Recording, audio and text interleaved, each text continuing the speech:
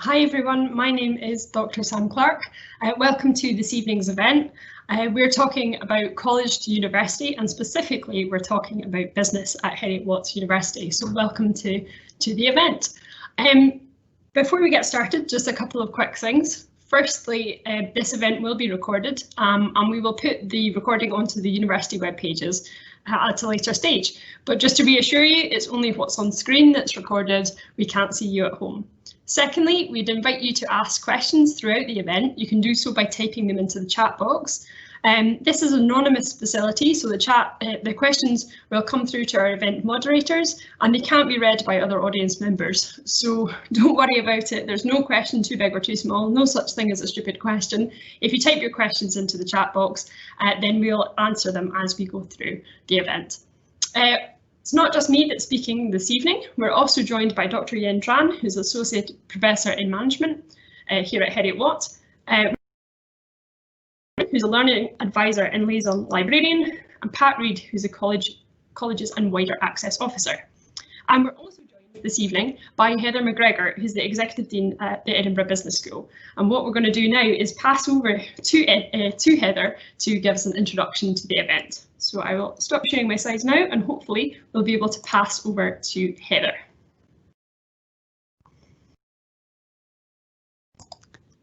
Hello everybody, can you all see me now? Good, that's great. It's very nice to welcome you here this evening and to our event to discuss studying business at university for people coming to us and joining from colleges. Now, I should tell you that I'm somebody who worked in business for 30 years. So I grew up in business. I went straight into the private sector. I became an investment banker. And then when I'd made enough money in investment banking to do so, I bought my own business and expanded it all over the world. It was pretty scary, actually. I borrowed £1.6 million from the bank and I had to pay it all back. I had to sell my house, everything. It was a really big deal for me to be an entrepreneur for 17 years. And it was only through being successful in business that I was able finally to do what I really wanted to do in life, which was to join a university and to hopefully make a bit more difference to the world through supporting the education of younger people in business and management and finance. And so I came to Heriot-Watt because I thought it was a really special place, a really different place to work, because it encourages such a wide range of students, and we particularly love having students from colleges. And we have an excellent program to allow you to join at different stages according to where you've got to in your educational journey. And I want to reassure you that there'll be lots of people like you. You know, not everybody starts right at the beginning of year one. We have people joining us in year 2 and year 3, not just from colleges, but we have people from other universities who come and join us. And from all over the world. We also transfer people around between our campuses, or we did before COVID, and we will do again after we have a vaccine. So it's not like there's a whole group of people and you're coming late to the party. That's not the case at all. And business is a really interesting thing to study. I know this because I've been doing it all my life. You know, when I was at school, in my final years at school, somebody explained to me how when interest rates go up and down, the price of government debt goes up and down in the opposite direction. And I thought that was so fascinating, that one was inversely linked to the other, that I realized then I had found the thing I wanted to learn more about and wanted to do for the rest of my life. And even now, I'm still investing and observing startup businesses. We have at the Edinburgh Business School also an incubator. So if you've got a great idea for a business, then you can apply to join our incubator and start your business. And many people do that at the same time as being students. So it's a very dynamic place to be. It's a very exciting thing to study. I do hope that you will all give it great consideration. And Heriot-Watt is a particularly great place to do it because we've always had a place for people coming from whichever part of their educational journey. Everybody is welcome. So I hope you enjoy this evening and do ask all the questions you'd like to. And I'm going to pass you back to Sam and to my colleague, Professor Yen Tran, who will tell you more about studying business here at Heriot-Watt. Brilliant, thank you very much for that, Heather. That's a super intro to this evening's event. Hopefully I will be able to share my slides. Let's see, does that come through? Okay, perfect. So thank you again to Heather. Tonight, the rest of the event, what we're going to cover, I'm going to do a quick introduction into Heriot-Watt University more generally, and a little bit on our teaching and learning. I'll then pass on to Yen, who's going to talk a little bit more in depth about business at Heriot-Watt. We'll then pass to Rachel, who's going to do a little bit on study skills and that transition from college to university and the support that there is available to help you do that. And then if Heather and Yen and Rachel have inspired you to consider Heriot-Watt as an option, then Pat will do a section at the end on entry requirements and how to apply it and all of the specific details. As I said before, ask your questions through the chat box as we go through, and we'll stop at various points to answer questions. Okay, so let's get started. Heriot-Watt, a little bit about us. So Heriot-Watt was established in 1821, so it's a pretty old university, but you probably wouldn't realise that by being on our campuses. Our campuses are all pretty nice places to be with really state-of-the-art buildings and technology. So it's a bit of best of both worlds. You get a really well-established university, but also you've got really up-to-date, exciting facilities. We are a specialist institution with really strong industry links, which is very important, of course, if you're studying business. We have over 30,000 students worldwide, so a really diverse student cohort from lots of different backgrounds, cultures, countries. So it's great to kind of meet people and have that really international flair. We have excellent graduate prospects. So Heriot-Watt is one of the top places in Scotland for graduate starting salaries. So if you would like to rise through the career like Heather and have a really successful business, then it's a good place to start by studying business at Heriot-Watt because they've got really top starting salaries. We have 100+ partner institutions around the world and 5 purpose-built campuses. So if I move on to the next slide, hopefully you can see all the colours are where our partner institutions are. Edinburgh Business School, as the name suggests, is in Edinburgh on our campus there, but we also have campuses in Orkney, Galashiels, Dubai and Malaysia. So it is a really truly global university with people from all over the world. I won't go into business too much because Yen is hopefully going to be able to talk to us more about this later. But just to briefly say that there are a couple of things that you can study with us: International Business Management and Bachelor of Business Administration. And both of these are really flexible programmes with the opportunity to specialise in lots of different areas of international business management. So there's loads of different options and lots of flexibility. Teaching at Heriot-Watt is a bit different from college or what you might have expected before. So we have 2 10-week terms per year, big Christmas holiday, big summer holiday with the 2 terms in between. Contact hours vary, so that's like the amount of time that you have to be in university or logged onto our system. We have a range of teaching styles and environment, and we have virtual learning environment vision. Now this is really important at the moment because we're using blended learning, which means that some of the classes are on campus face-to-face, and most of them are online via the virtual learning environment, so you can access that from everywhere. We have My HWU student portal app. So this is a one-stop shop for all your student needs. So you can basically log into that and you can get access the library or IT or loads of different things in that one place, which is really handy when you start the university because it can be a bit overwhelming. And we've got a range of different styles of teaching: lectures, tutorials, seminars. So tutorials and seminars are smaller groups, lectures a bit more less interactive and a bit larger groups. Learning wise, we have it's also a bit different from college. It's much less directed learning. I won't go into this too much because Rachel will be able to discuss it a little bit more in her section, but we basically have fewer timetabled hours, but we would expect you to do quite a lot of independent study, so 2 to 3 hours per timetabled hour. And you're fully responsible for your own learning. So that can be pretty daunting if you've not done it before, but Rachel will be able to tell you about so much support out there to help you make that transition and make that leap if you've not done it before.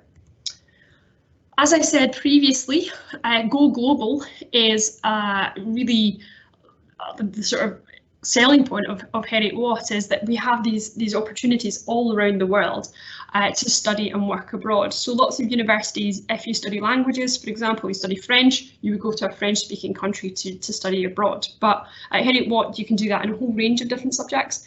So you can have inter-campus transfer and exchanges with partner institutions. And even if you don't physically go to those places and study or work abroad, you can still make contacts, you can still, engage with people in those places. So it's really international. Wellbeing, of course, is really important, especially at the moment. We have personal tutors to help you through your journey. We've got a counselling service.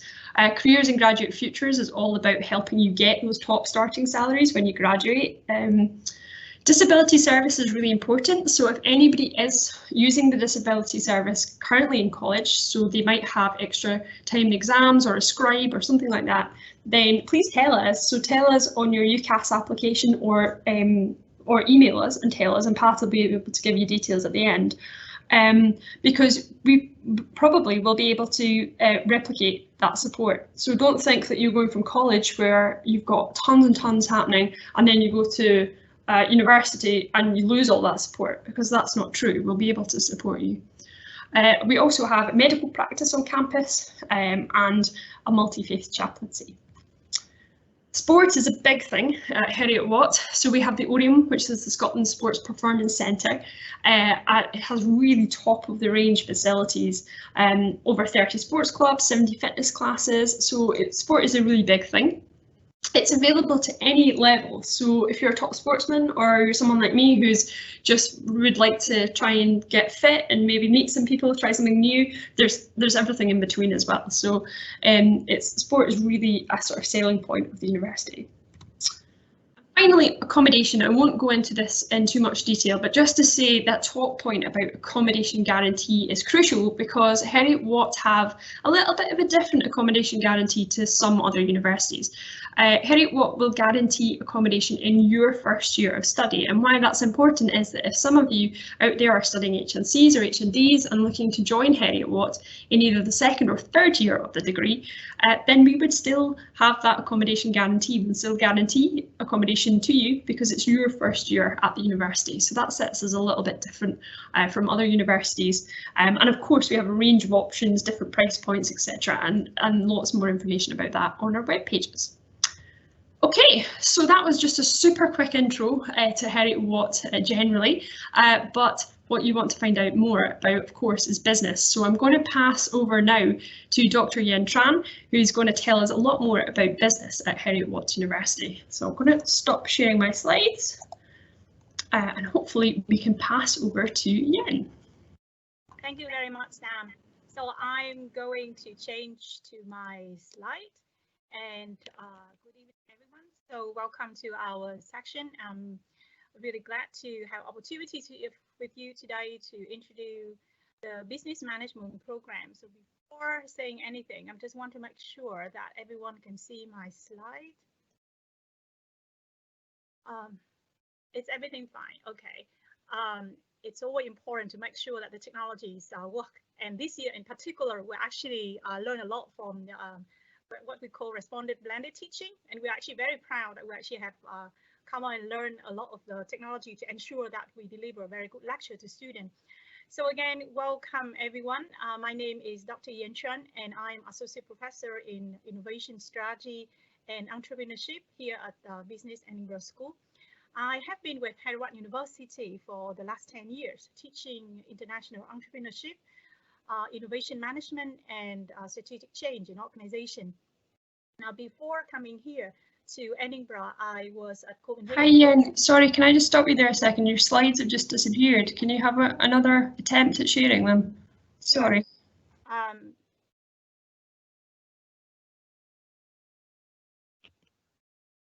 Is it getting on now? Well, try it again. Sorry, we saw them come up, but then. Is it coming up now? Yes, there we go. I think we're good. Sorry about that. Thank you. No problem. Actually, is it an expanded one, like a big one? Yeah, perfect. Okay. Okay, sorry about that. No, that's okay. So where was I? So yeah, so I'm just introduce maybe I continue to introduce myself. So before coming to Edinburgh, I was at Copenhagen Business School in Denmark, and also Stanford University in the US. Was doing my PhD and partially was doing my my lectureship there as well. And before that, I actually did my MBA and Master of Science at Ohio State University and in Asian Institute of Technology in Bangkok. So have been with many international universities actually in the world. I have to say that I'm really, really proud to introduce you to the business management program, because this is actually really deliver the quality of the program is really delivered to very high international standard. Yeah, and with very many opportunities and options as well to build around the program. So I'm going to walk you through our degree structures, so you understand what kind of option you have, what kind of pathway you can go for, and how you can build that pathway to choose for your specialization. I also brief on the opportunities we provide here. Also, especially the support we actually provide, but I think that Sam also did mention a couple of the support in terms of learning and administration and well-being. And to be honest, we're actually really proud of that available support. So let me go to next. So I'm always saying that in a normal circumstance, I would love to welcome you to our beautiful campus actually in Ritz-Carlton. And if you haven't been there, one day we really, really would like to welcome you to come.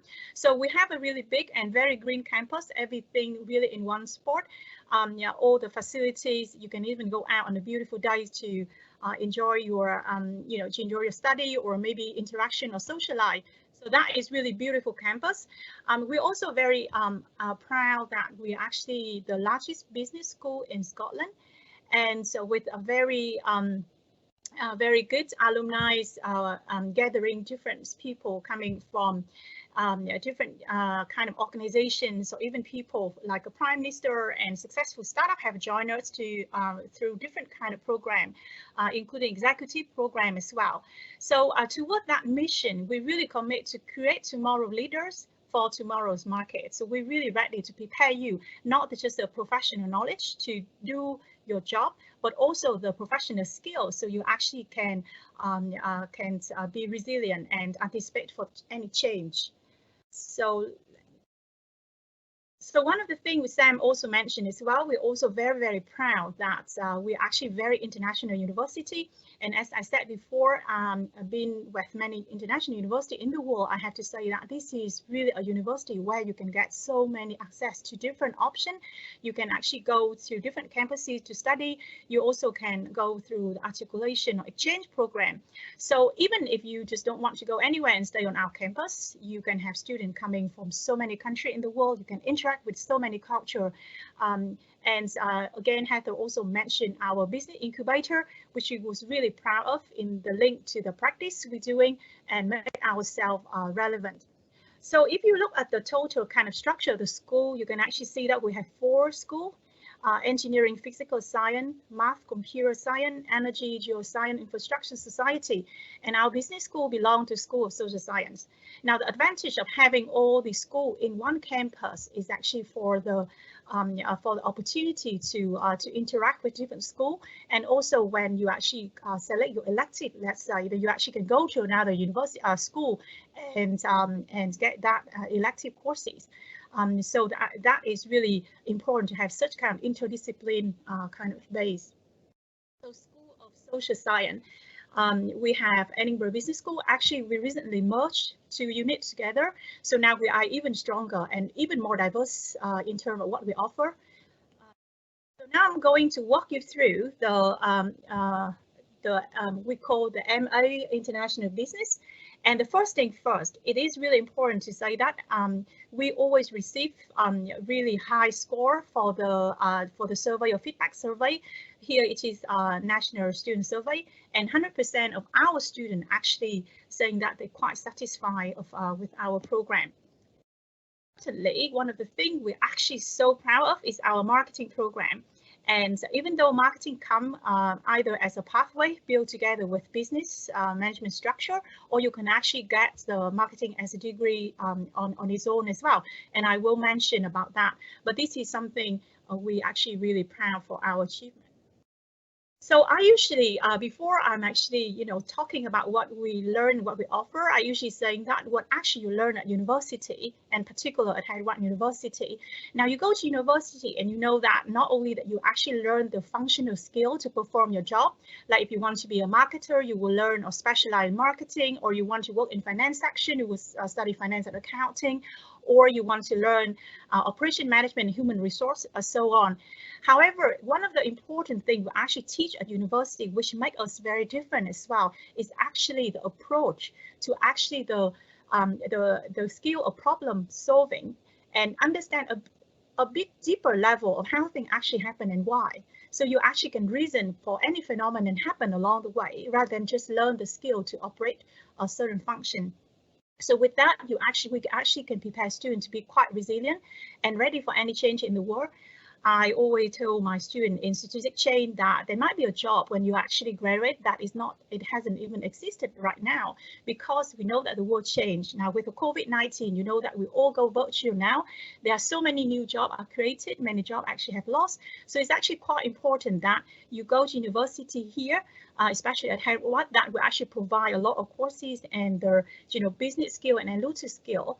So you can learn about business structure, strategy, processes, but also the skill which can apply to the real world, communication, problem solving, teamwork skill, creativity, to reach your confidence, and even as much as research ability, if you actually want to go further into study to the PhD level, for example.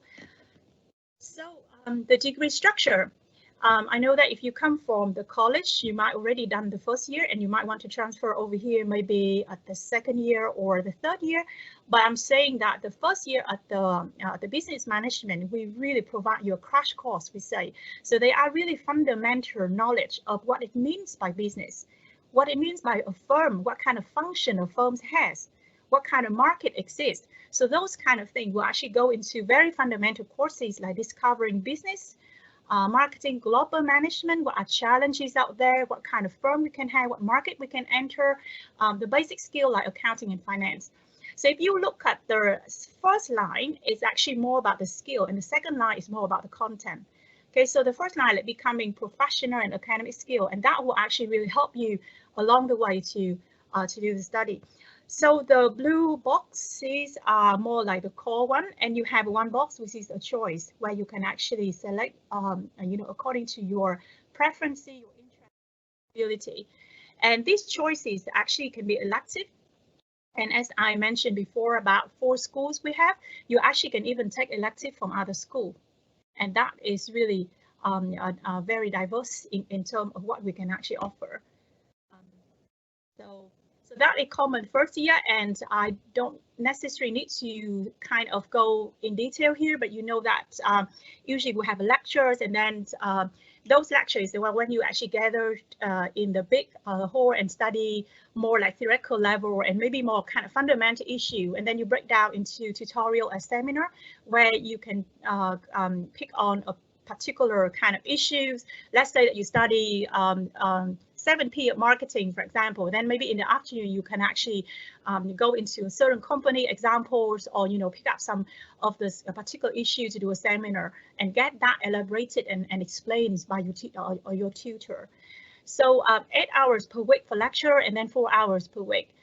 So this is kind of some fundamental courses. So since I assume that our common first year might be similar, I will go into the second year. And here, if you look from the color, you can actually see that we have a little bit more orange kind of boxes here. It means that you actually have more option here to start building your pathway. Okay, so one of the very good advantages for our program is that we actually offer some kind of basics program, and then with different pathway. And pathway is when you actually choose to specialize according to your preference or your ability. And the second year here, besides from the fundamental courses like marketing, management theory and practice, human resource management, commercial law, intercultural issue, operation management, you will have a 2 option, which if you look on the left, that is the option you're gonna pick to build your pathway. So for example, if you go for marketing, you will start picking marketing perspective, or if you want to go for enterprise pathway, you're gonna pick business entities. However, even in the 2nd year, you have an option to build your pathway. You still can do that in the 3rd year, meaning that if you go along until 3rd year and you say, look, maybe human resource is nothing for me, or maybe marketing is nothing for me, and I would like to become an entrepreneur and set up my own business, then maybe in the 3rd year, you still can actually change your pathway. Okay, so that is a flexibility we can offer, because we do understand that not everyone know exactly what they want to start with.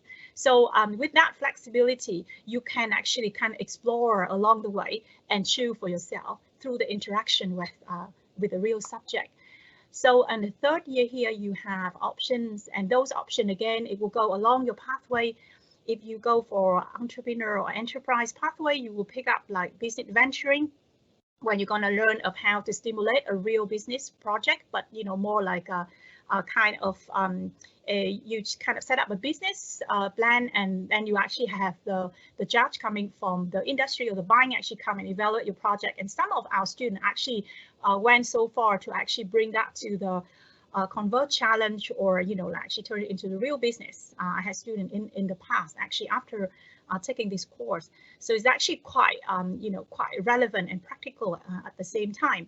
Obviously, if you want to go for a human resource, for example, so you might want to pick resourcing and talent management, and so on. So this is the list of courses you can actually build for your pathway.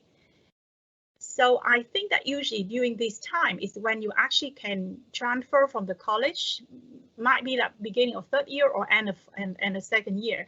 And again, like Sam said, we have very effective tutor system as well. And tutor is someone, a faculty or academic, who is assigned to kind of support you in terms of what subject you can choose, and what challenges, or if that's one will actually work for you. So you still have an opportunity to discuss that.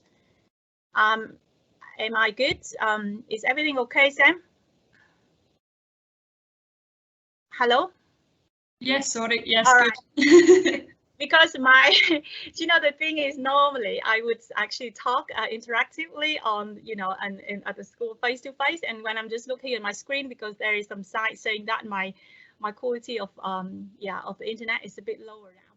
I guess that it should be still okay. Yeah, so good. All right. Right. So it's actually very important to say that in the 3rd year, instead of actually choosing a certain pathway, you can actually choose a year abroad.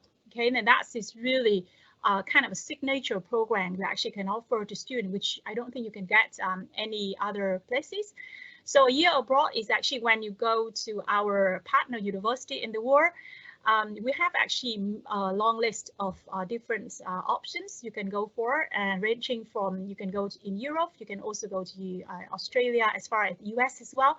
And in this year abroad, you actually, even though if you go to Spain, for example, or Germany, the courses are still provided in English. So you still had an opportunity to study some compatible courses with your degree here, which you can actually build that credit together towards your degree. And the cool thing about that is that you actually can go and be in the foreign country and learn the culture, exposed to different things. Some of the students even can get an internship.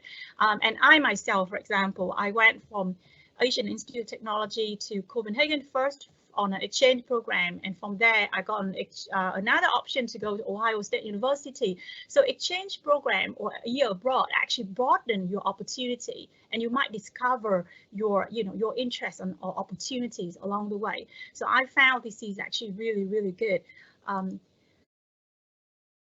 This one is some of the option. It might run a little bit fast, but it's just an example that that where you can go.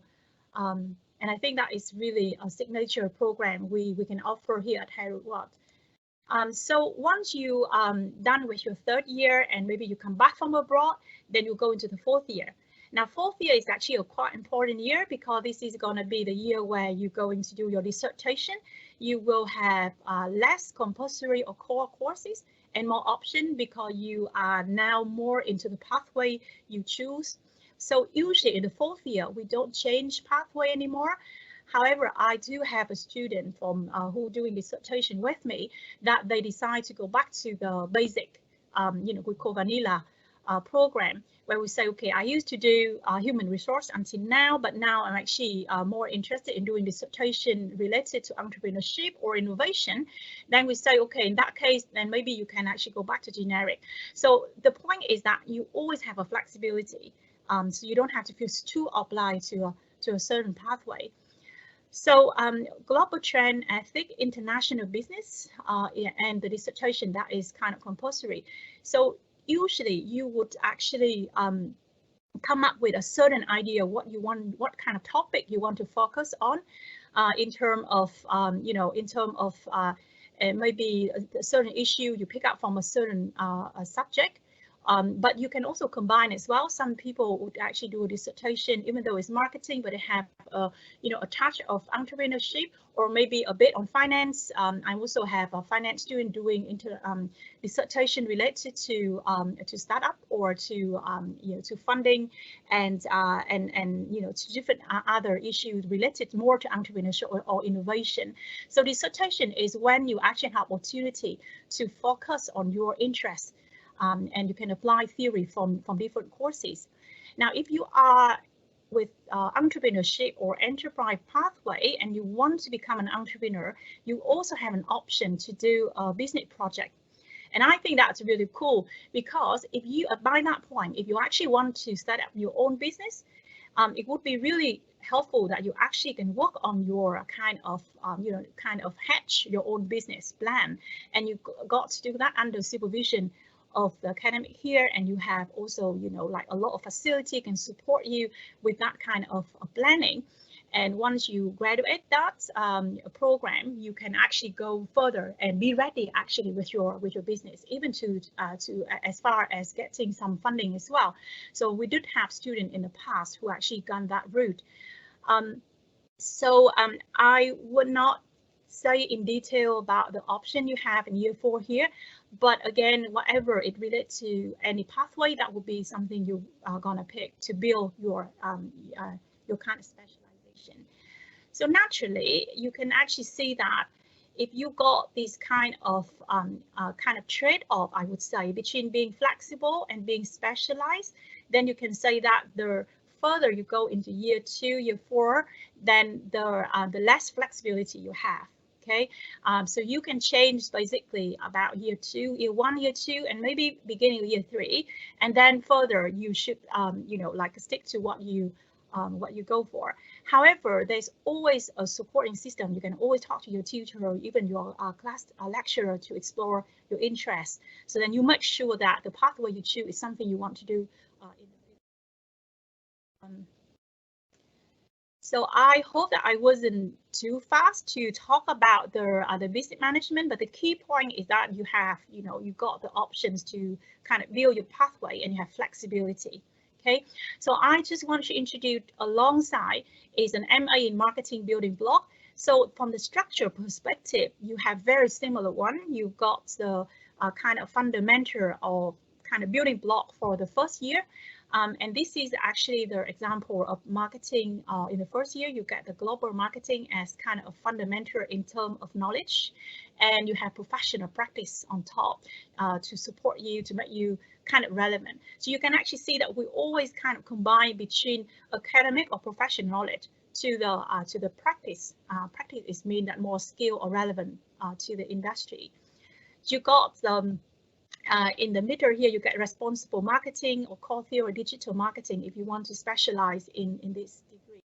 So for example, with marketing, I know that with accounting, finance, and other kind of a program, you have a separate section, like where you can actually get more detailed information to that program. But because marketing is something we're actually quite proud of, it's also our signature program as well. So we want to ensure to introduce you that when you got this degree, it also means that you actually got a professional body qualification as well. And it is really important for your employability, okay, when you apply for a job. And that is and that's what we actually build in and get certified. So you got the responsible marketing, before we call like CSR, and you know, all this issue nowadays is all about sustainability, and it's actually quite important. It's also reflect that we quite you know, like keep things updated and make ourselves quite relevant. And you know, in relation to that, I have to say that we have this called Industrial Advisory Board, where we have a group of industry leaders, and we invite them to meet once in a while just to review, you know, like what we have offered to students, is anything relevant and really in need in the industry, or anything we can add on. So basically, with the interaction with industry, we make ourselves quite updated and relevant. Digital marketing, obviously nowadays we can't say anything without talking about virtual or cyberspace or digital, and marketing is actually really important to, you know, to study in this context. So we're actually quite proud that we make ourselves quite updated and relevant to the industry by providing this specialization in digital marketing. Also a global marketing. In a way that our program is international kind of business management, I myself also teach international entrepreneurship. So, and we know that nowadays any business will be conducted in the global scale, not let alone that some business even nurture or set up right from the global context. So global marketing is something very relevant and it's quite important to actually study and focus on. So again, with this kind of industry link, I did talk about our advisory board, but we usually have really well connected relationship or program with the industry through different pathway. So most of our program have either guest speaker will come and share their relevant experience. So for example, if I teach international entrepreneurship, I will invite international entrepreneur. Yesterday last week we got some guy from QuickServe, and QuickServe is the program where you can order food online nowadays. If you want to go to Ziggy or you know, like a restaurant or even your sushi, you get the guy who come and say hello to you, but you would have this program where you order everything online, the thing will come to you. So nowadays with all this virtual kind of world with after the COVID, everything really changed. So that connection with the industry make my course or my lecture much more updated and relevant because of that, you know, connection with, you know, with the industry or through guest speaker.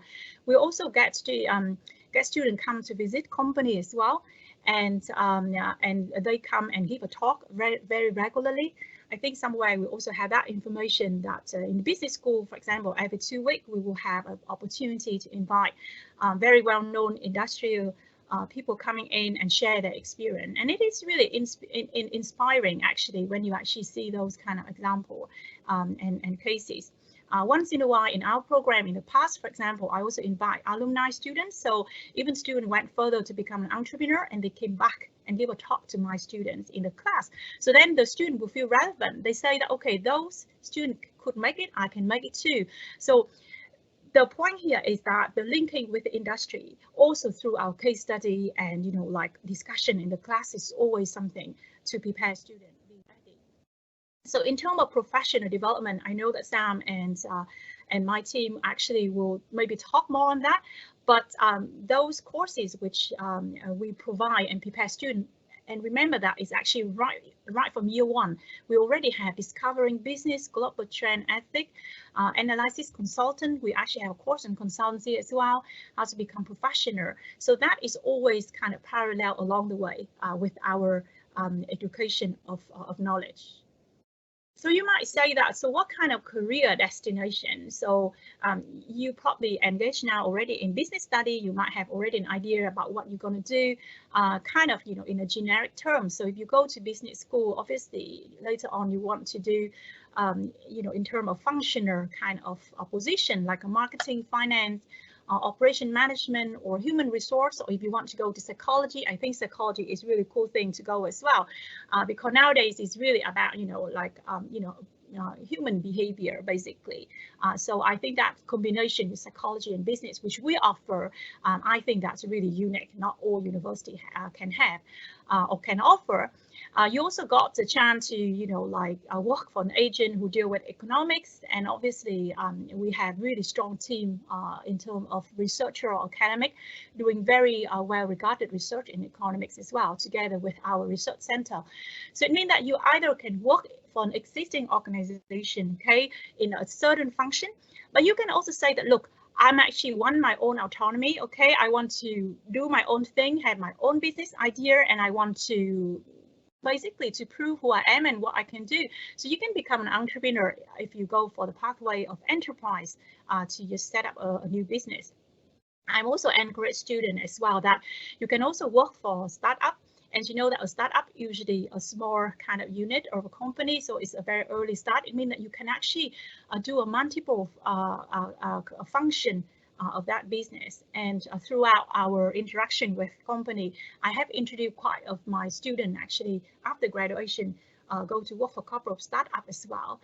Startup usually do need to have internship or like a new graduates as well to help the business. So we have that very strong connection.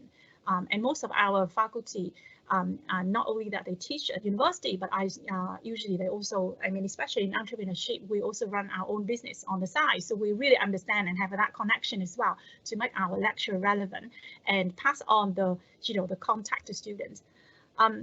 You can also work as a new business development for a certain, like company, especially if you study like international entrepreneurship or international business. That's when you actually help a company, to go abroad and set up a new business, expand, new function, or especially emerging markets. So we have a course which actually quite specialized on emerging markets, what kind of institution challenges out there, what kind of opportunity. And at the same time, we also have a connection with Malaysia, for example, and that through our global challenge, global program, we have an opportunity to go. So through this kind of international kind of element of what you can learn in terms of knowledge, you also have opportunity to go abroad physically to actually explore that. Okay, so I think this is really unique thing, which I haven't actually seen much in other university. And again, I myself have been in many university or with many university in the world, ranging from wherever you want, from Asia, from America, here in Europe. And I think that our Edinburgh Business School actually offer really unique kind of values for the program. I usually put a bit on, like strategic thinker, strategic manager, and innovator, because a lot of content which we teach in strategic management and innovation management actually to do a lot with strategic thinking and planning as well. So that would be something you could actually thinking of. So here again, these slides, it's just linked to the industry leader and, like what is that activity we link to the industry. And again, this is just an example of our kind of guest speaker coming in, and usually those events with such inspiration, and you can actually, attend the network after this as well. Sam, am I actually behind in terms of time? Yeah, you're okay at the moment, but if we just round up soon. Actually, the rest of the presentation is actually pretty much reflect what Sam already talked to you about our kind of inter-campuses opportunity. So you can have first year and then second year in Dubai and then Malaysia, and you can go back to fourth year. So that is kind of option you can have, okay? And then the student success advisor this is what Sam said before, that we have such a great a supportive facility, and I think that is really important. To be honest, I myself have about 25 to 30 tutees, and they call me up all the time, especially during this COVID-19 time. So we do make ourselves available to support students. This is an example, Polly. And Holly actually went through a very interesting journey. She studied 2 years here at Heriot-Watt University in Edinburgh, and then she went the third year to Malaysia. So if you join us on the second year, or even on the third year, I guess that you probably still can go straight to Malaysia campus. And then on the fourth year, she came back and she graduated here. Now, the interesting thing about what she did is that right in the 4th year, she already applied for a job, okay, throughout this 4th year. And we do have this professional service to provide you the opportunity to find the chance to work for the company. She also joined like a Kimberly-Clark graduate scheme to prepare herself ready for it. Many students actually only join this after they graduate, and she actually could find that before. And then later on, she joined index marketing team. So we're actually quite proud of her actually, that she have actually went through, take advantage, if I would say, all the things we offer and become quite successful. So again, if I have to say that what we stand out, then it's actually, again, it's if I would skip that slide because it will actually reflect in this one. So why international management? I mean, by this time, when you hear what I'm saying, you will say that, why do I need to go to Edinburgh Business School and Heriot-Watt and not other program? And again, just by summarizing and flagging out what we actually offer, I can say that firstly, we have a perfect combination between our very kind of advanced knowledge in terms of academic and a combination with the practical or industry relevant. We provide employment and professional skill, and you can actually see that this is one of our core boxes here. Employment and professional skill is very important for us. Now, business is something which you cannot just learn a theory. Okay, it's not like, it's the same like swimming. You cannot just learn about theories of, being an entrepreneur. You need to actually go out there to do it. And even from the point when you study, so making ourselves relevant and connect to the industry is really something we always ensure and provide you the professional skills so you can actually mingle and join the workforce right after graduation. Again, the international community, I can never say enough for how international we are with the global kind of campuses, Go Global program, and all kind of articulation program. The student experience is really great as well. Not only come from the diversity, but it's also come from a lot of facility we have, which Sam actually did before. And I'm really proud saying that the staff contact and the interaction and the hands-on, I have to say, we actually really hands-on and down to earth. And like I said to you, that this is really important, especially when you move from the college over here. You will not be alone. We're there to support you along the way. Just to conclude, again, we are very professional. We are connected in terms of different university and industry, and we are very global. So I really hope that you found my presentation useful and relevant. And if you have any questions, we will kind of handle it now. I just raise the question, and here is our contact in case you want to contact the question. So should I bring it back to, so if I stop sharing? Thanks very much, Yen. That was great. We've just got a couple of questions that have come in that we'll just cover quite briefly before we just move on, if that's okay.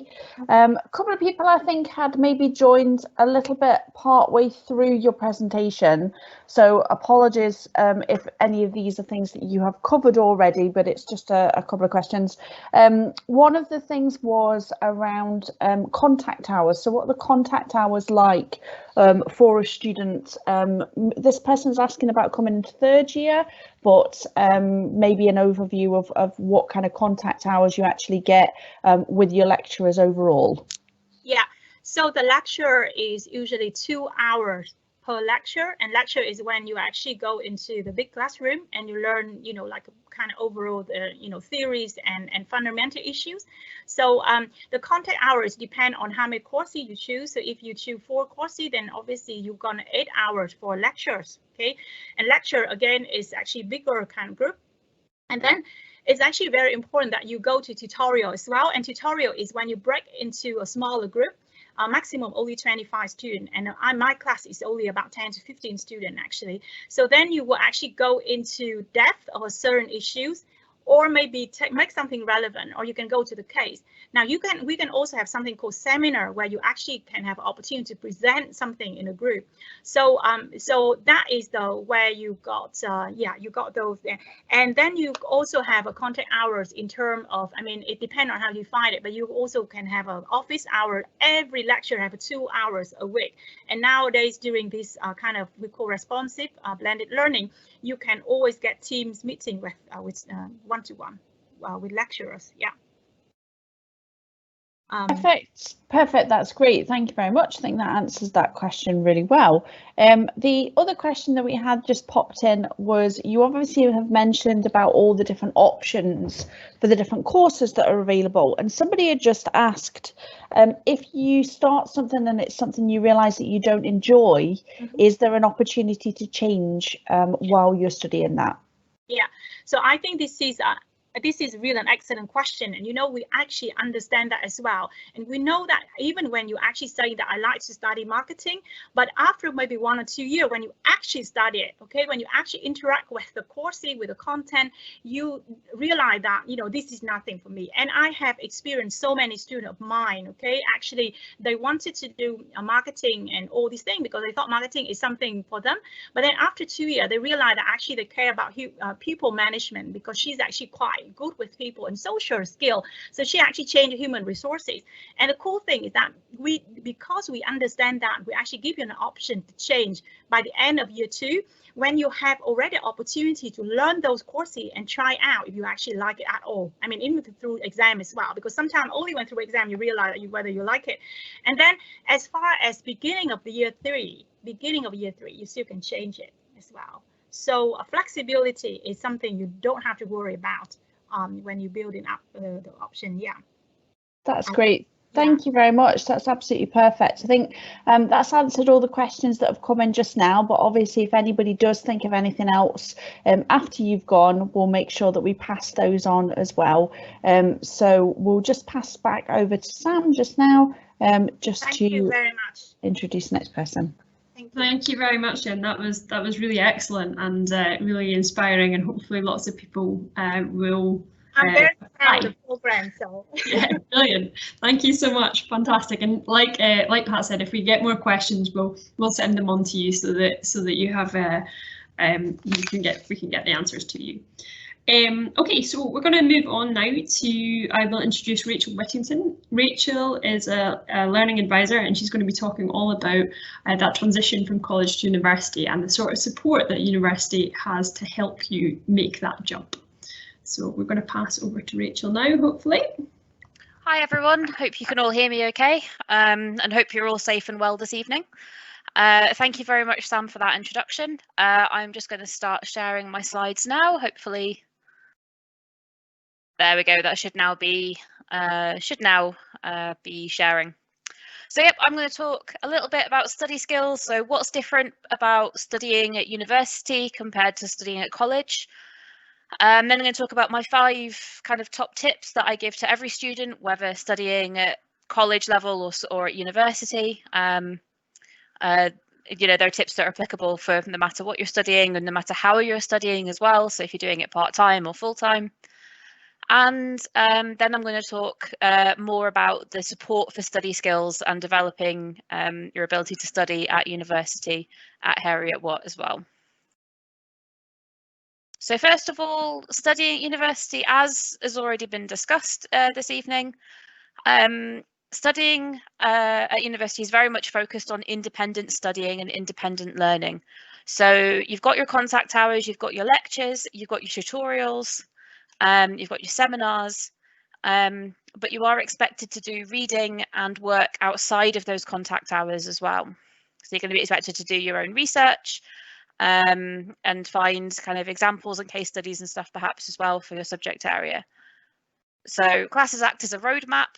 If you think of the kind of the massive research that's out there as kind of, the research landscape, classes act as a roadmap to help you find the initial sources of information that you need before going off and finding a bit more stuff in detail.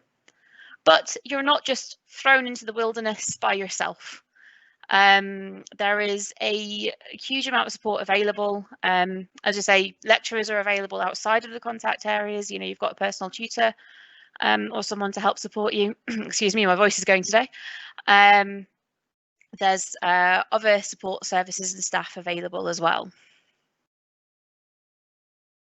And it's important to note as well that when you're writing for university, so when you're writing and submitting assignments, whether that's essays or reports or other kind of written assignments, typically as a very broad general idea of what lecturers will be looking for, is looking for informed opinions.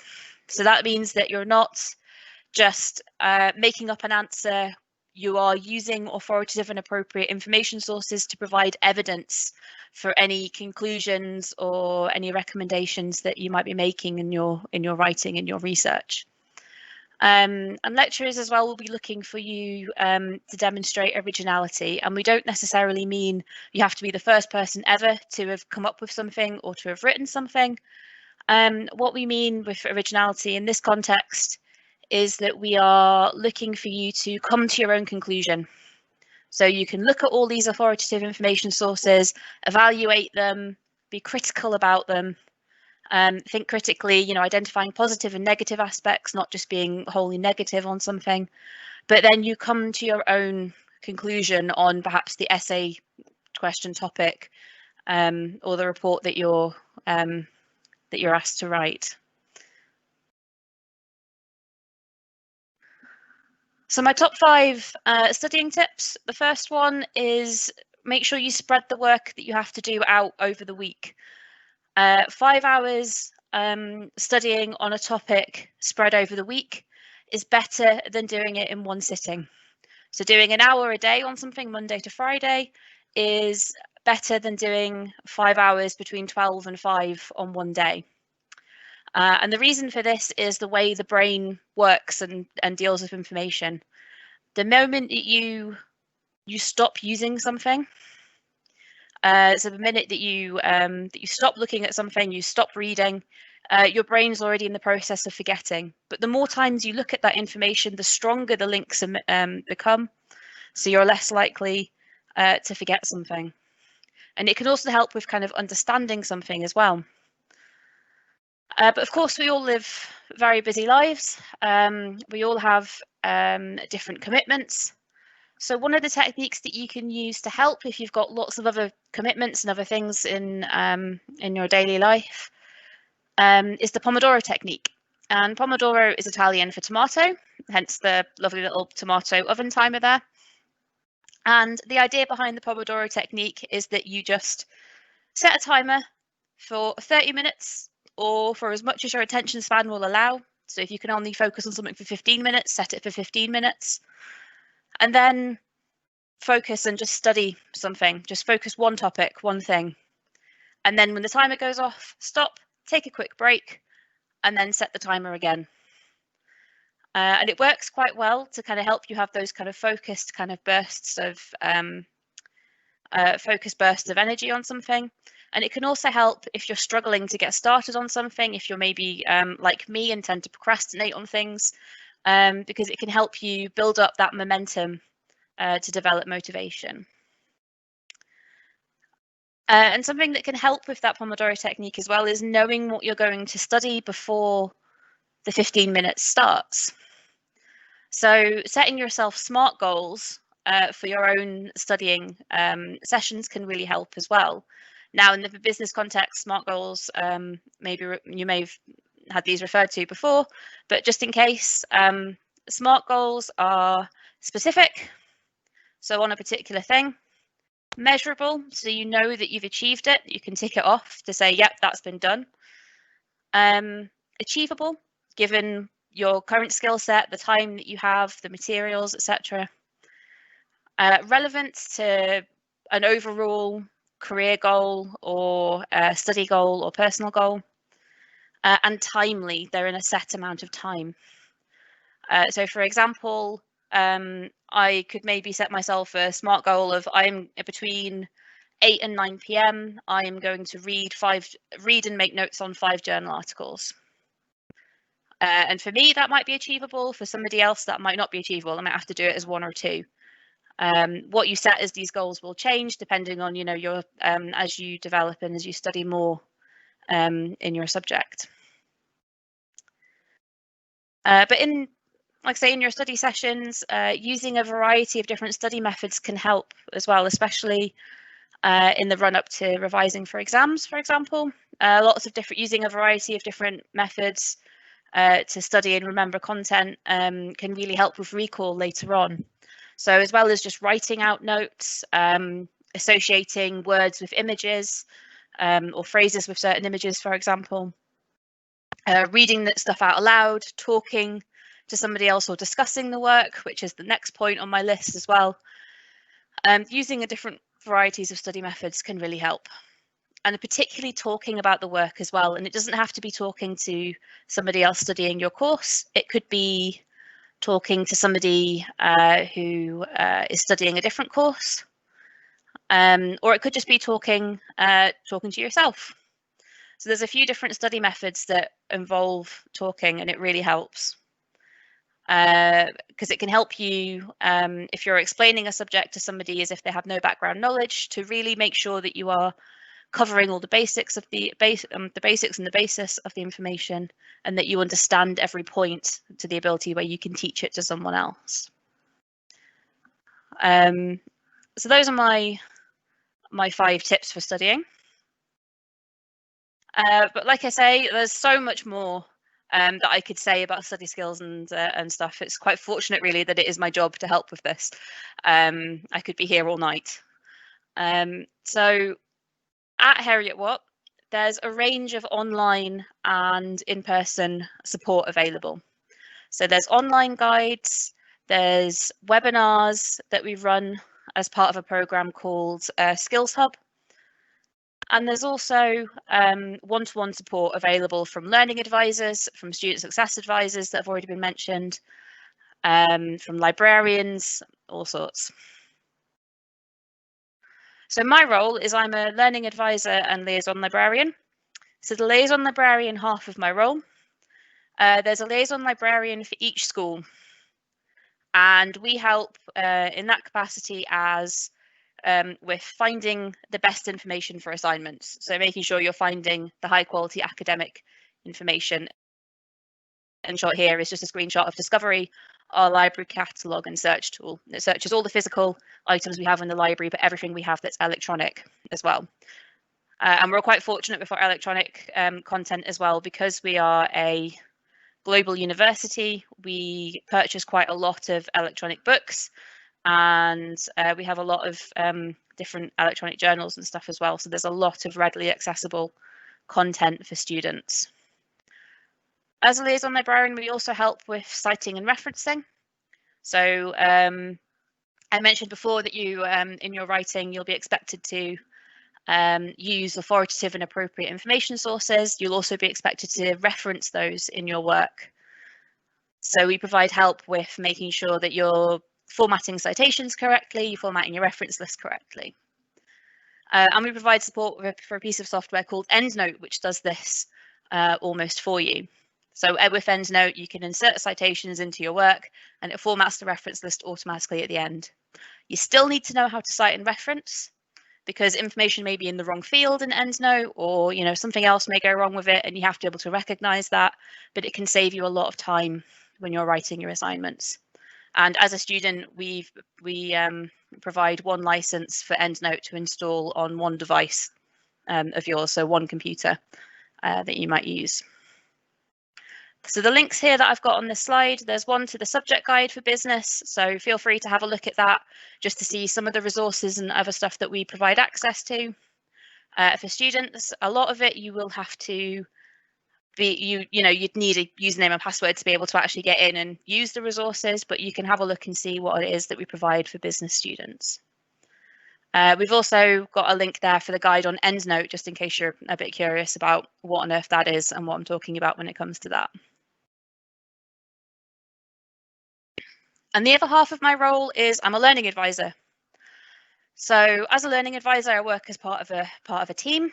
Me and another of my colleagues support all the UK students, and we help with academic writing and assignments, reading and note making, exams and revision, general study strategies, making the most of your time, presentation skills, group work, etc. Anything that isn't math skills or the things covered by liaison librarians, we help and support with. And I've included a link here to our academic study skills guide, which has some top tips on different study skills, some links to other online resources that are, a lot of which are freely available, and just some other bits and pieces as well. And I mentioned as well, as part of that, we all teach on something called Skills Hub, which is a series of online webinars that any student from any course can sign up to on various topics. So academic writing, there's a session on writing essays, writing reports. There's also paraphrasing, summarizing and using sources to kind of get more familiar with making sure you're paraphrasing and not accidentally plagiarizing. There's sessions on presentations and posters, etc. All sorts of topics are included in this. So I've included a link to the guide here, and you can see as well we've got, you know, access to the slides from these courses and some other online kind of content as well. And of course, there's a lot of other services as well. The student wellbeing service, which has, you know, includes the student success advisors, the disability service, counselling and wellbeing advisors. They run events throughout each semester that people can turn up to, or you can get one-to-one support from them as well. Student success advisors being great as they are recent graduates, and they can act as well as a bit of a compass if you're not quite sure if you know what you need help with, or you know if there's any way or who to get help from, then they're fantastic for that. You've also got, you know, the Student Union Advice Hub that can help with all sorts of things, and the personal tutors as well. I've just included links here for kind of more information on those areas. And you know, there's going to be other services that I've not specifically mentioned as well. Also, as part of the student wellbeing, you know, you've got the chaplaincy, you've got coaching as well for students, all sorts. So do have a look. I'll have a look through to kind of for more information. Again, I could talk for a much longer time, but I am going to stop here. And if anybody has any questions right now, I'm happy to answer them or answer them at the end. Or like I say, please do get in touch and email any questions that can be passed to me as well. Thanks very much, Rachel. That was really interesting to hear all about the different things that are available. I'm always very interested to hear that there is now a software that can help you with your bibliography and your referencing. Obviously, back in the day, doing that all by hand. Somebody's just asking a question you might be able to help with. In the current situation, I think this person is referring to, has the facilities like the library, etc., been open on campus for students? Somebody wants to know. Yep. So in the current situation at the moment, the library on campus is open. Normally under kind of normal, ideal, previous world conditions, the library was open 24/7 during semester, and as soon as we're able to, we'll go back to doing that. But obviously at the moment in the current situation, that's not what we've got at the moment. Instead, what we've got is the library is at half capacity. So there's lots of kind of socially distanced individual study spaces. Again, normally there'd be group study spaces in there, but again, because of the situation, it's all individual study, all kind of spaced out. You know, we've measured everything, and it has been open throughout the whole semester. So from about 8:30 a.m. to 8:30 p.m. I think, or somewhere around those hours during the week, and also I think 10 a.m. to 4 p.m. Saturday and Sunday as well. And we've been operating click and collect service for any physical items as well. So people just order the book and come to the service desk, and it's ready for students. So I'm hoping that we won't have to be doing this next year. I'm hoping that, you know, it'll be back to normal by next September, touch wood.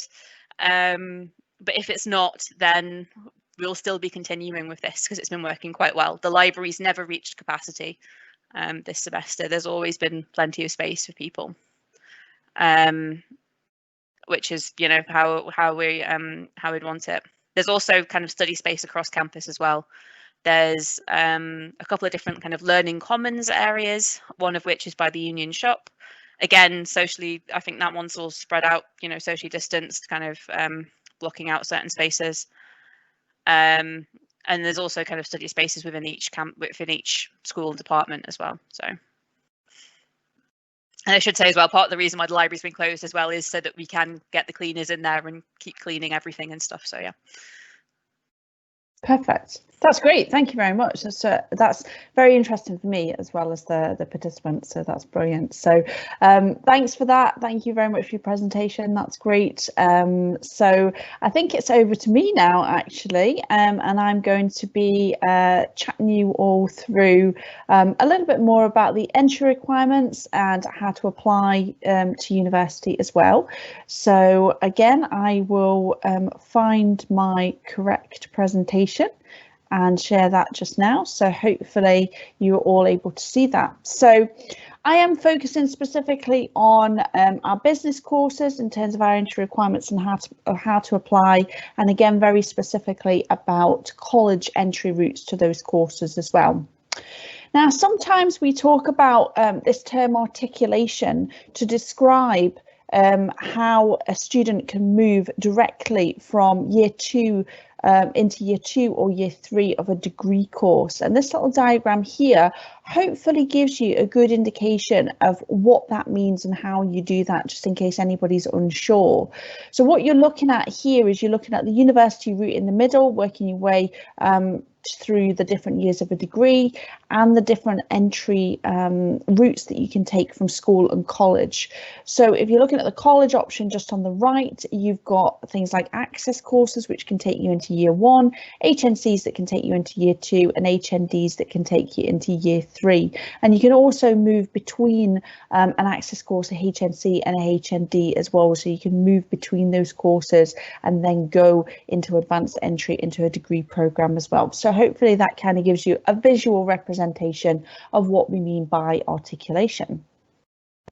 Unfortunately, I have left the title biology at the top of this slide, but as you can see from my little box at the left, we are talking about international business management and the Bachelor of Business Administration as being 2 of our business courses that are available. So if you're looking at year 1, if you're doing a swap access course at the moment and you're thinking I'd like to come in and enter year 1 from that course into one of these 2 business related courses, you would be looking at achieving 3 Bs in the profile grades. If you're a student who is doing a HNC, then we'll be looking for you to be doing that HNC in business, and we'll be looking for you to get an A in the graded units to get into year 2. If you're a student who's doing a HND in business, we'll be looking for 2 A's in the graded units to get you into year 3. Now, there are options with your HNC and HND to get into a previous year. So you can use your HNC, for example, to get into year 1 or your HND to get into year 2. And if that's something that interests you, then there is more detail about the entry requirements for that just up on our website as well. But we're focusing tonight just specifically on kind of the most direct routes that you can take. So hopefully that all makes sense. As everyone's been saying as we go through, though, feel free to pop any questions into the box as I go through, and I'll answer those at the end. I'm hoping that most people are well underway with their application to university by now, and you're all probably aware that you apply through the UCAS portal. And you'll know that there are lots of things that universities look for, and we've listed some of those things here. So your enthusiasm for your subject, your skills and experiences, and a reference as well as a personal statement are some of the things that are really, really important to make sure that you have got included as part of your application that you are making. Again, I'm sure you're very aware of this as it is getting a little bit closer to you as just now, but we've got a couple of different deadlines coming up for your UCAS applications. So your final application deadline is the 15th of January, and I say final deadline because colleges will often have their own internal deadlines as well. So you might have already been given a deadline for when you need to get your completed UCAS application, so your sections, so the bit with all your personal details, education, employment history, that kind of stuff, plus your personal statement, all completed and got over to the person at the college who's going to be doing your reference. So that's because your reference is included in that deadline. So you need to make sure that you have got everything completed, including getting your referee to do your reference before that 15th of January deadline. So that's why colleges will give you an earlier deadline than that 15th of January one. Again, I'm sure this is not news to you, but you've got a maximum of 5 different choices that you can have on your UCAS form. So different courses, different universities. You don't have to use them all, but you can have up to 5. You can't have more than that. So I'll move on to personal statements then. Again, some of you might be at quite an advanced stage with these already, but if not, just a quick recap of what kind of things we would like to see included. So the first thing that's really important is, why do you want to study your chosen course? So why are you interested in business? So maybe you want to think back to some of the things that Yen was talking about the different kind of subject areas involved within business, so that you can think, okay, well, that's something that I'm really interested in finding out more about. And that's one of the reasons why I want to study my chosen course. So you can include all of those sorts of things.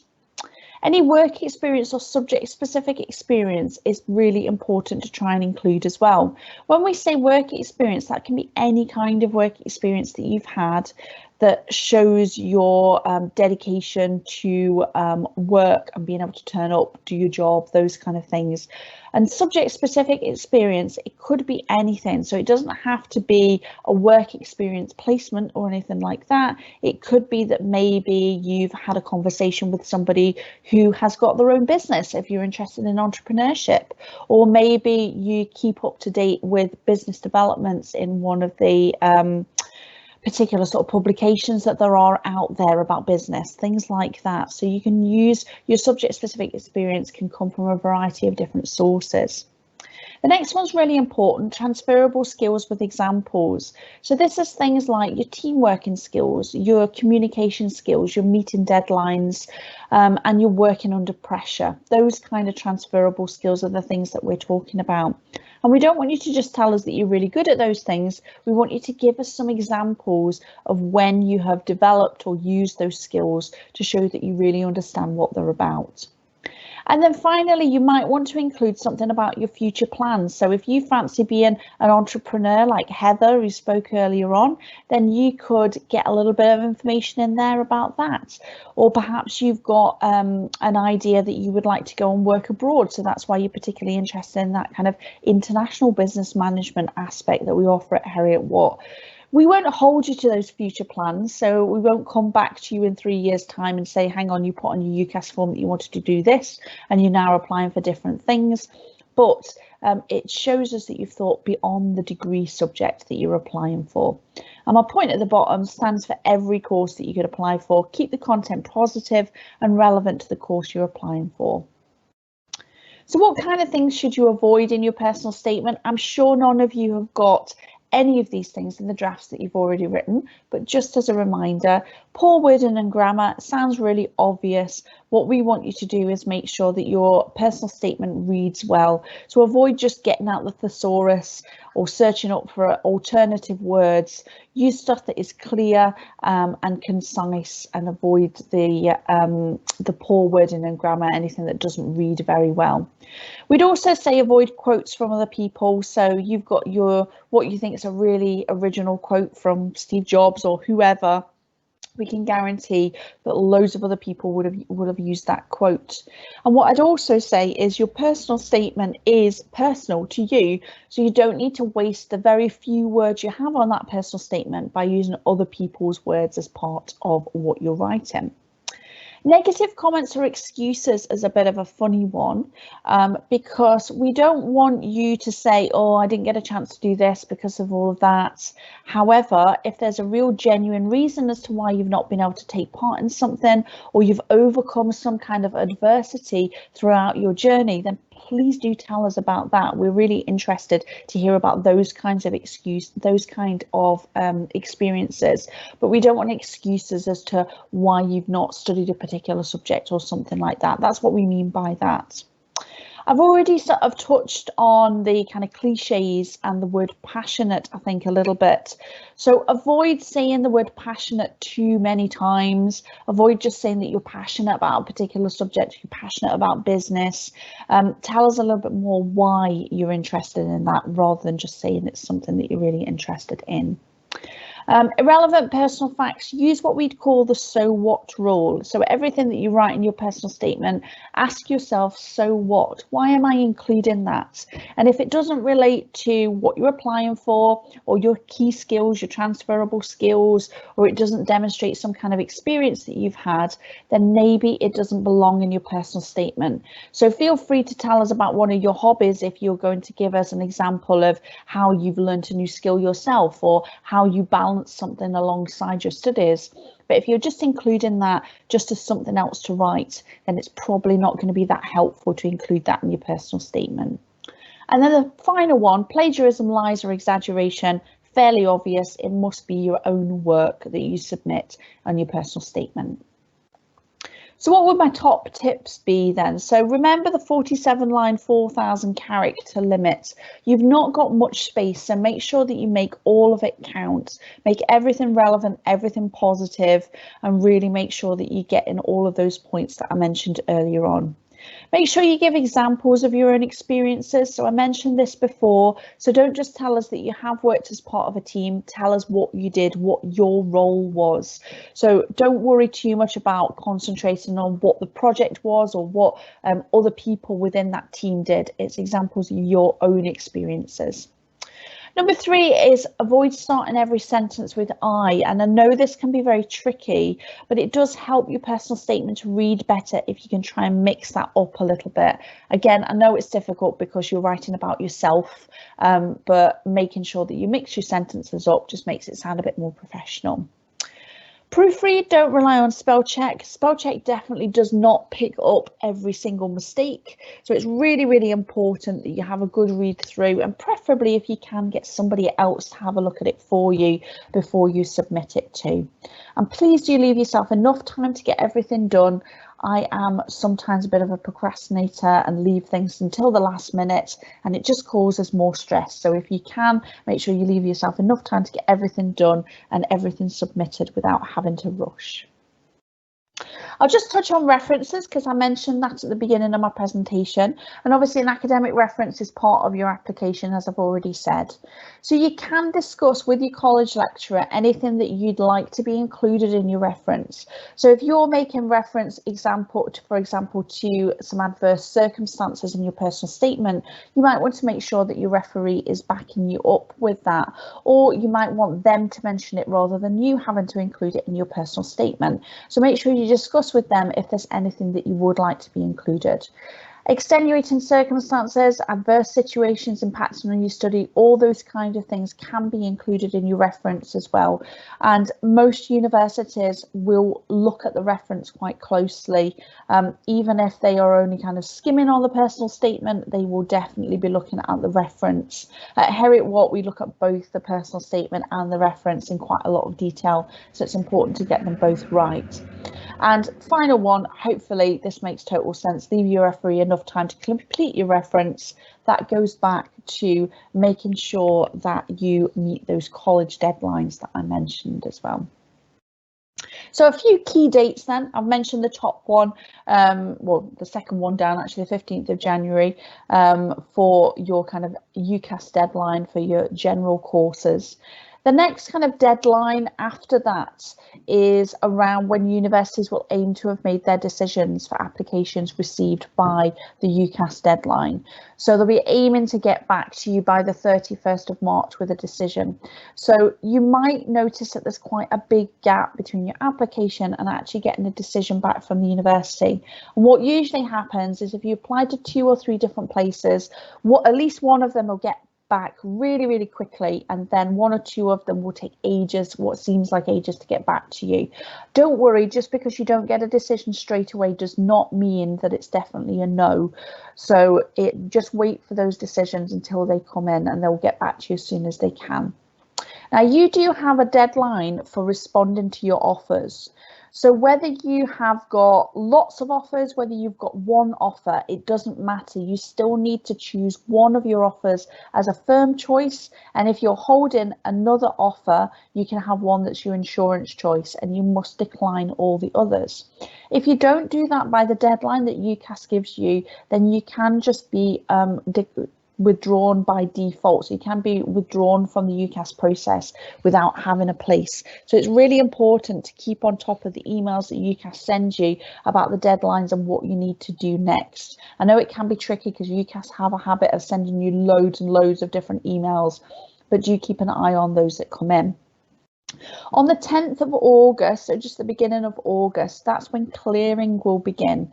So this is when universities will open up any remaining places that they have on any of their courses to students who don't have a university place to go to.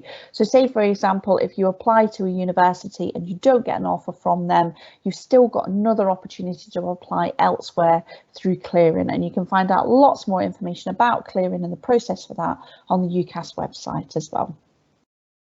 So that's all the points that I wanted to cover. Just while you're maybe having a think about any questions that you want to ask, I'll just point out some of the information that we've got here. So you've got the email address for the team that I work in. So WP stands for Widening Participation, and it's wp@hw.ac.uk. On our widening participation web pages on the Heriot-Watt website, we've also got some college specific pages which cover lots of information on there, and also a bit of information about the support that we get as a student coming from college once you start at the university. And then there's obviously lots and lots of subject specific information on our website as well, including some of the information that Yen mentioned earlier on about the different courses and the different formats and things that are available. So those are the main contact details. So if you do think of anything after the event today, or if your question's a little bit longer or a bit more complex, then you can always drop us an email instead. But for now, I'll come back to the screen and I will see from Sam if any questions have come in for us about anything that we have talked about. Yeah, we've got a couple come in. One person is asking for so they joined late, so they weren't sure if it was recorded. So it is recorded, but they're asking where can they see the recording. So it'll be on those web pages. Yeah. Yes, it will. So the college's web pages that I have just made reference to, so under the widening participation section on our website, you can access the recording there. It does take us a little while just to get that uploaded after the event, but we'll do that as soon as possible so that you can see this event in full. And also, if you're watching, you saw the whole thing and you want to go back and recap on any of the information that we've given, then that's also an opportunity to do that as well. So that's a fair enough question. Hopefully that helps. Perfect, thank you. We've also got one asking about, will there be a campus tour before the start of the next year? Perfect, so there's a very good question. So basically what we would usually do is around March, April time, we would run events called offer holder days. So if you are somebody who has applied to Heriot-Watt, then we would invite you onto campus. We would tell you a little bit more about the courses that you've applied for, get you a chance to ask questions, meet current students, and have a look around the campus and accommodation. Obviously, at the moment, we are not running any on-campus events, and we can't say for definite whether we'll be able to go ahead with those offer holder days at the usual time, although obviously, fingers crossed, there might be some opportunity to do something. However, what we will do is we will be doing anything that we can online, and that will include some different facilities for kind of campus tours. So there's a couple of things that I would point you in the direction of. One is the virtual tours that are available on our website. So they're like those 360-degree tour things where you can look around the various different rooms, and that's for our university facilities and also for things like the accommodation and other bits and pieces as well. And we are actually going to be later on this month, when some of our current students have left the campus and gone home for Christmas, we will be doing some filming on campus, and we'll be doing a campus tour film as well, which will be available in the new year. So there'll be an opportunity for you to kind of see in a bit more detail what is around the campus, what our spaces and things look like. But as I say, fingers crossed, at some point there will be an opportunity to come onto campus before you get started in September, as things are obviously looking a bit more positive at the moment for making that happen. Okay, brilliant. Thank you very much. We don't have any more questions in at the moment, so I'll give it a few more moments just for anybody who types in something last second.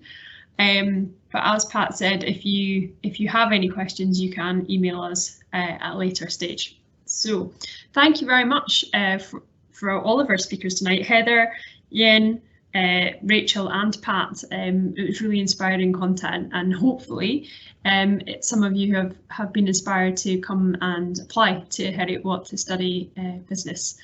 So thank you very much for joining us. As I said, you can email us, and there's also going to be the recording and lots of information on our web pages. So please check it out, and thank you very much. I'll see you later. Bye.